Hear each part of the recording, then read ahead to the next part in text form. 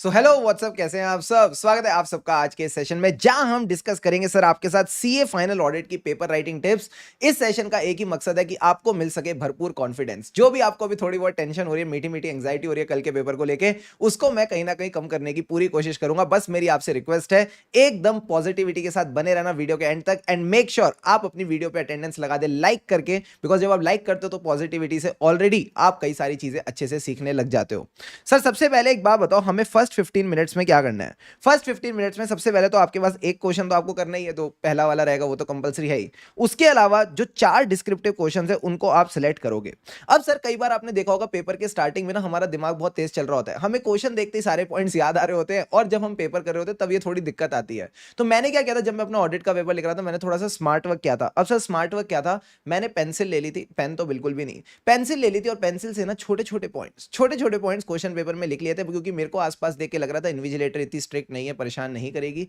और माहौल बड़ा मतलब ऐसे था, you can say it was very comfortable and very lenient माहौल। तो जो आपके आसपास का माहौल है उसको देखते हुए आप थोड़ा सा स्मार्ट वर्क कर सकते हो। सपोज आपने क्वेश्चन देखा ऐसे 560 सब्सिक्वेंट इवेंट्स, अब आपको सब्सिक्वेंट इवेंट्स के 4-5 जो प्रोसीजर है बेसिक वाले वो याद आ गए, तो आपने क्या किया, उनके छोटे छोटे कीवर्ड्स वगैरह एक बार फटाफट क्वेश्चन पेपर में लिख दिए छोटे तरीके से, so that whenever you are writing the answer, जब भी आप उस क्वेश्चन को अटेम्प्ट कर रहे हो तो आपको ऐसा लगेगा यार ये तो ओपन बुक एग्जाम ही हो रहा है, मेरे सामने आंसर लिखा, बस अब मुझे इसको अपनी कॉपी में उतारना है। तो ये जो स्मार्ट वर्क है आप अपने आसपास के हालात देखते हुए you can also do, and कहीं ना कहीं काफी हेल्पफुल रहता है। अब इसके बाद सर जो सीक्वेंसिंग है क्वेश्चन की कैसे करनी है, तो ध्यान से समझना। सबसे पहले जो आपके बेस्ट 3 डिस्क्रिप्टिव क्वेश्चन होंगे, जो बेस्ट 3 डिस्क्रिप्टिव क्वेश्चंस आपको लगते हैं 5 में से, उनको आपने अटेम्प्ट करना है। ये आपने करना है with in the first 1.5 hours. तो आप ऐसा मान सकते हो हर क्वेश्चन के लिए आपको 30 मिनट्स मिलेंगे, उन 30 मिनट्स में आपने अपना आंसर लिखना है।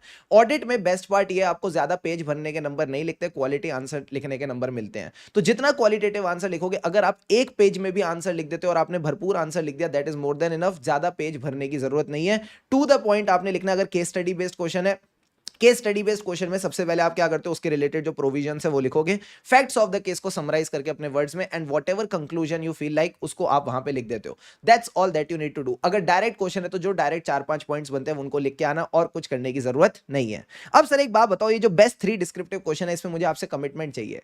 मुझे आपसे इसमें कमिटमेंट चाहिए कि 42 मार्क्स के अगर ये बेस्ट 3 डिस्क्रिप्टिव क्वेश्चन है तो आप इसमें कितना स्कोर कर लोगे। क्या मैं ऐसा बोल दूं आप 60 to 70% स्कोर कर लोगे? हाँ सर 60 to 70% बेस्ट 3 में तो स्कोर कर लेंगे। इतनी तैयारी तो हमने करी है। अरे मैं 100% नहीं कह रहा, 60 to 70% तो कर लोगे। हाँ सर 60 to 70% कर लेंगे, तो 42 का अगर मैं 60% करूं तो लगभग 24 बनता है। ठीक है 24 तो कर लोगे। हाँ सर, और अगर थोड़ी से और इजियर लेवल पे पेपर आ गया तो 70%, यानी कहीं ना कहीं 28 मार्क्स तक आप स्कोर कर लोगे। तो 24 to 28 you can easily score in your best 3 descriptive question. एक इसके बाद जब आपका दिमाग थोड़ा चलने लग जाएगा, आप बढ़िया लिख लिख के एकदम रेडी हो जाओगे, इस फुर्तीले दिमाग के साथ आप अप्रोच करोगे अपने एमसीक्यूज।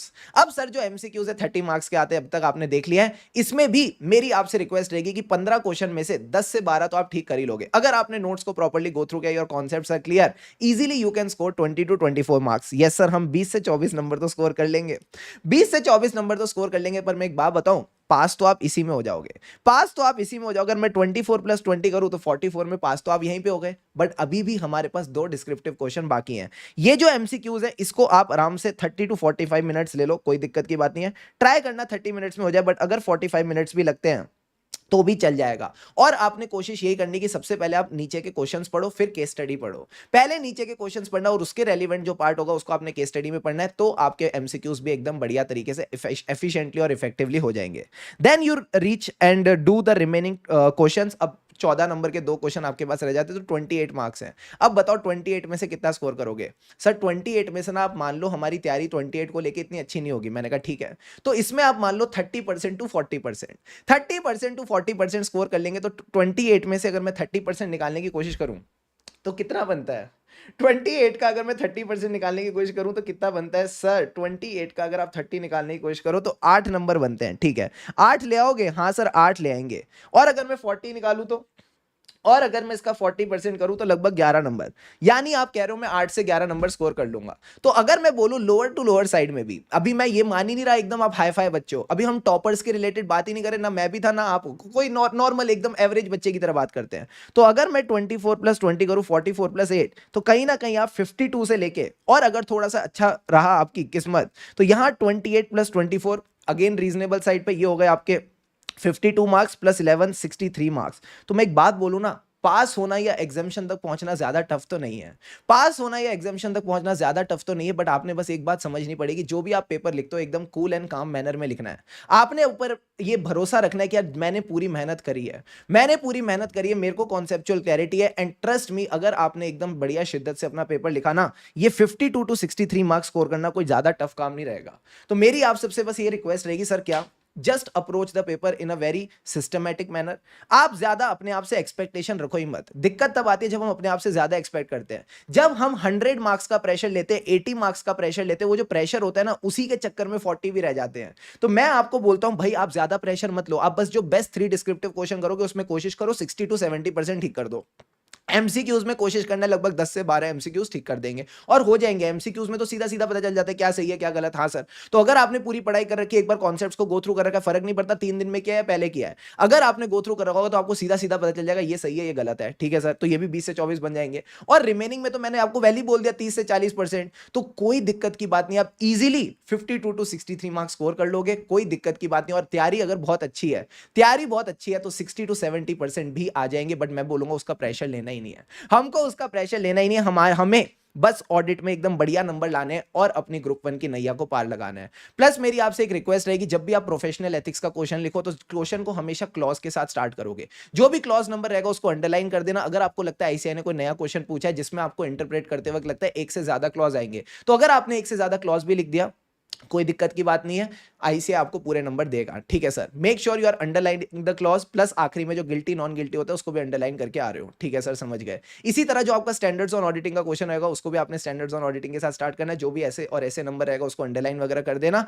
एंड जो भी आंसर आप प्रेजेंट करोगे उसको प्रॉपर नीटनेस के साथ प्रेजेंट करना। जब भी आप पॉइंट्स लिख रहे हो तो 2 पॉइंट्स के बीच में एक स्पेस छोड़ देना ताकि एग्जामिनर को पढ़ने में आसानी रहे। जितने भी कीवर्ड्स हैं उनको आंसर के साथ साथ ही अंडरलाइन करते चलना। जैसे ही आपका एक आंसर कंप्लीट होता है, हाथों हाथ जितने भी कीवर्ड्स हैं उनको अंडरलाइन कर दो, बिकॉज उस टाइम पे आपका माइंड फ्रेश रहता है, आपको पता होता है कौन सी चीजें इंपॉर्टेंट है। You are getting the point or not? Yes sir.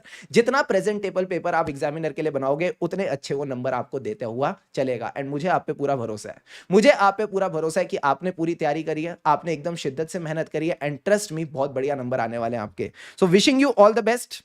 हमेशा से मैं ये कहता था खुशी से पढ़ेंगे तभी आगे बढ़ेंगे। बस अब मैं आपसे एक ही रिक्वेस्ट करूंगा, अब आप जो पेपर लिखेंगे पूरे कूल एंड काम तरीके से लिखेंगे, खुशी से लिखेंगे, एंड डेफिनेटली इस बार आप सीए क्लियर करेंगे। So wishing you the best. I hope you get the best of the results, and that's what all I want. And yes, maybe audit के लिए this is my last video. So yeah, I really hope you get the best of the results. Do make me proud. और बस यही मेरी तरफ से थोड़ी बहुत टिप्स थी जो मुझे एज अ सीनियर लगता है कि आपको मुझे देनी चाहिए। I secured I think around 71 marks, तो अगर आपके उससे ज़्यादा आते हैं तो मुझे और अच्छा लगेगा, but I am not putting any performance pressure. Just make sure giving your best, and trust me almighty will also bless you with the best of the marks. All the best, लगे रहो, and yes, धूम मचा देंगे। ठीक है, keep going.